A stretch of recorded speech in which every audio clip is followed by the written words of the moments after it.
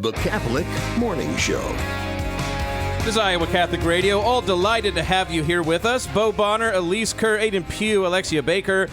All very happy to have you joining us here during Easter week. Make sure to join us tomorrow.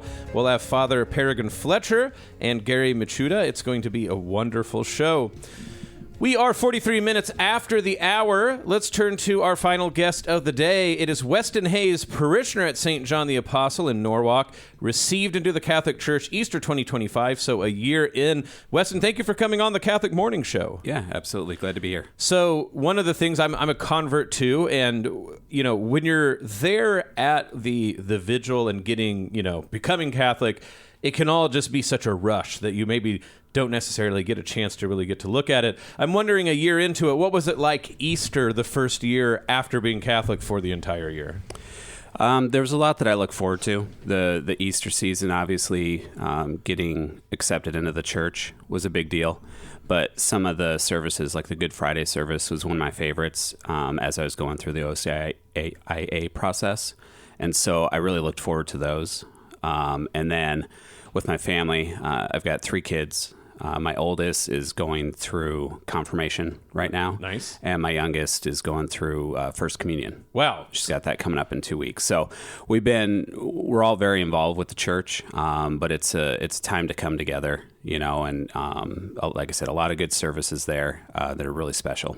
So you guys kind of hit the ground running like a year into it, and you're having some of the big stuff happen with confirmation and First Communions. Yeah, exactly.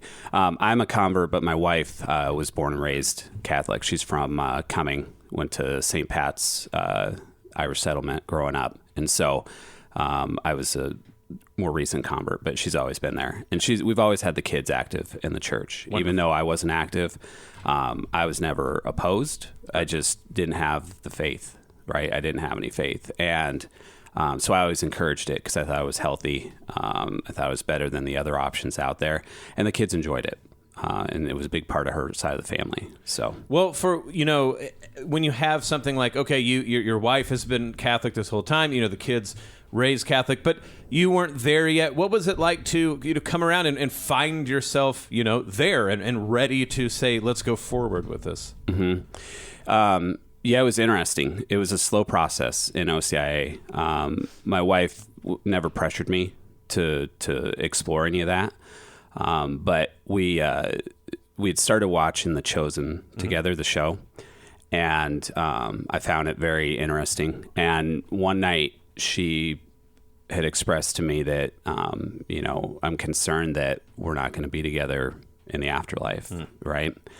And I had never thought about it that way. But to see the concern, I thought it was something I should explore, right? And so I reached out to Monica at St. John's, and it coincidentally was right at the start of OCIA. I think I missed the first meeting. Mm-hmm.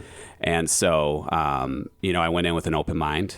I think it was nice that it's separate. My family was there to support me, but I was there on my own. Mm-hmm. So I was able to learn, ask questions. We had a pretty big group. I think there was 13 of us that were in the class together last year. So it was a really good experience for me. I learned a lot. I found my faith.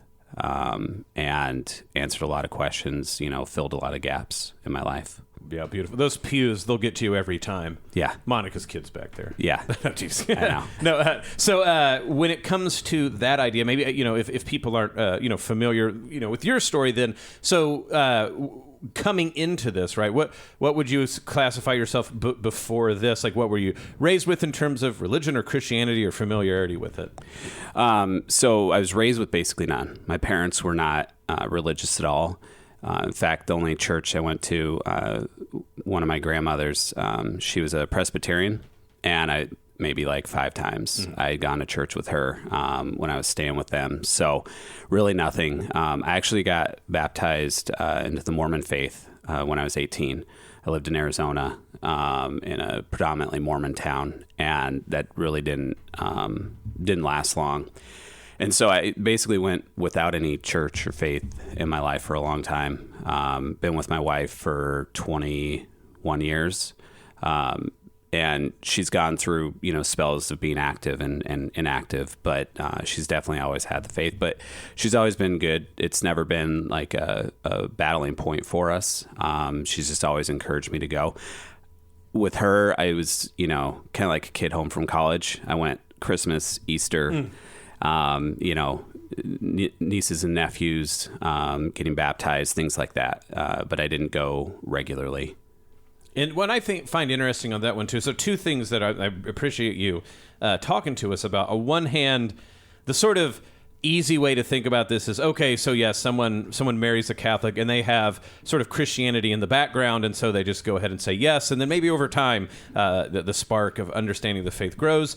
Or it's the idea, right, that people who only show up Christmas and Easter, it doesn't really ever stick. What you're pointing out, and I think this is important, especially for the type of person who usually listens to something like Iowa Catholic Radio, is on one hand, it really is the case that people can come from unencumbered backgrounds in terms of Christianity and their idea of it.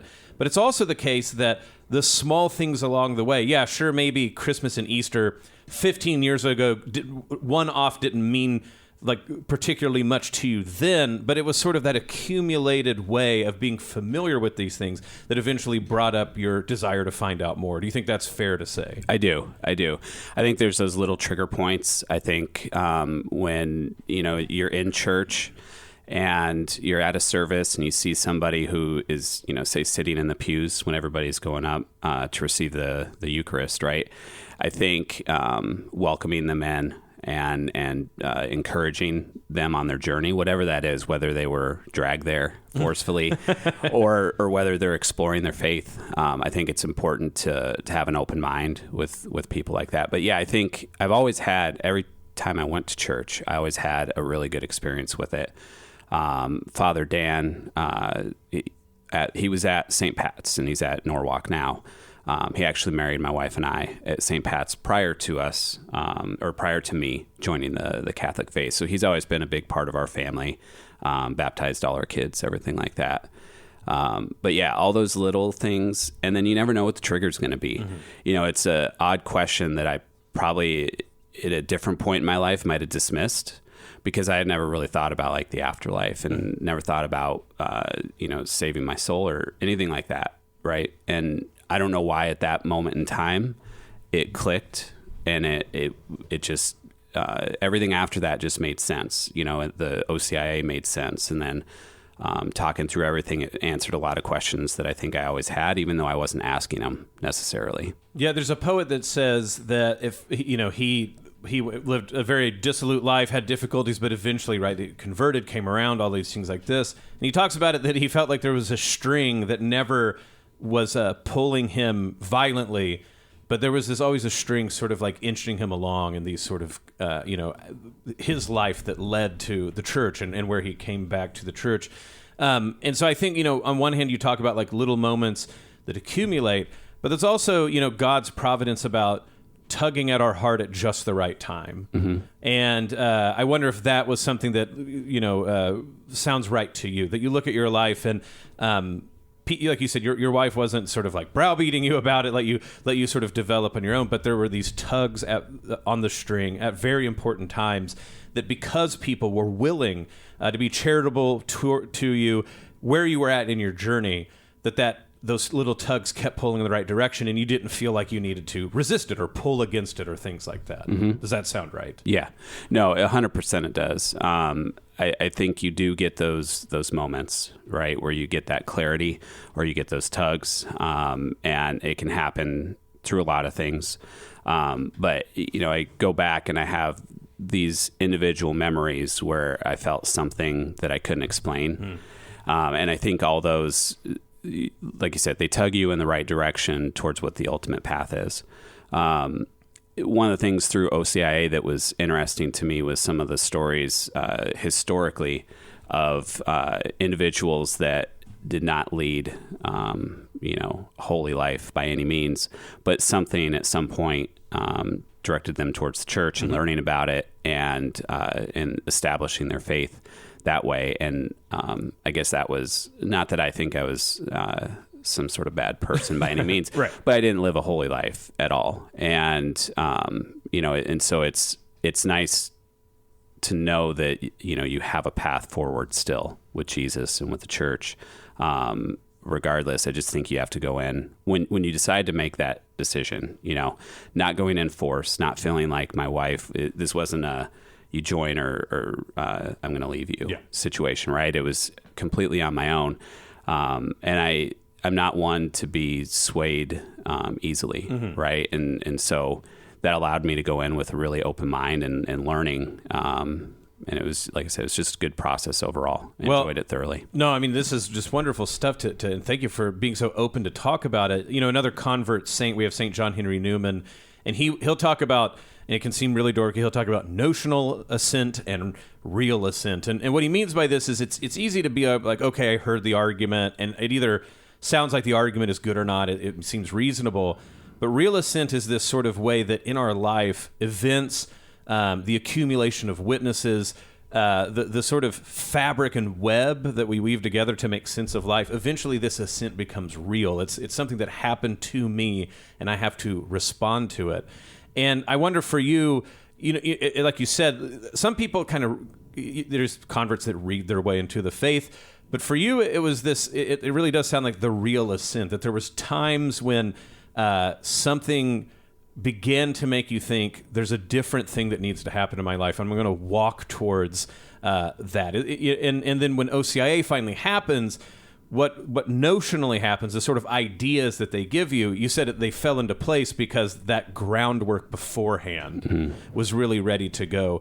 I wonder if that's maybe something you would suggest to people who are that have someone that was in your position in your life, that it's not going to be the home run argument that makes the difference. It's going to be a witness that makes that space available for them to ask those questions about their real lived life. Yeah. No, 100%. I mean, I think one of the things that really jumped out at me as we were going through the process, a lot of the individuals in the OCIA class with me had these moments where they felt compelled to get closer to the church or find out more about the church.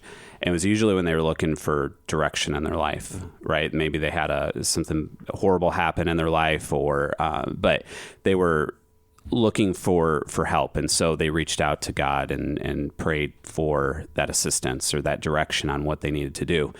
I, on the other hand, I'd never really had anything like that. Not that my life is perfect by any means, but I just was always very self-directed. I always knew where that next step was going to go. I didn't have questions. And so when my wife had said that to me and I started going into OCIA, one of the things that, it makes sense now, but at the time I hadn't thought about, you've got to reach out. You've got to be open-minded to it. You have to pray to Jesus if you want him to reach back out to you and to provide that guidance. So if it's something that you're thinking about, I think you have to put yourself in these situations that might be uncomfortable in order to welcome it in and in order to feel it. If you're not looking for it, it's going to be a lot harder to find. Amen. Perfect way to wrap up this conversation. Weston Hayes, parishioner at St. John the Apostle, welcome to a year of being in the church, and thank you for coming on the Catholic Morning Show. Thanks. Appreciate it. Listen to the Catholic Morning Show weekdays at 7 a.m. Central on the Iowa Catholic Radio Network, iowacatholicradio.com, or the Iowa Catholic Radio app.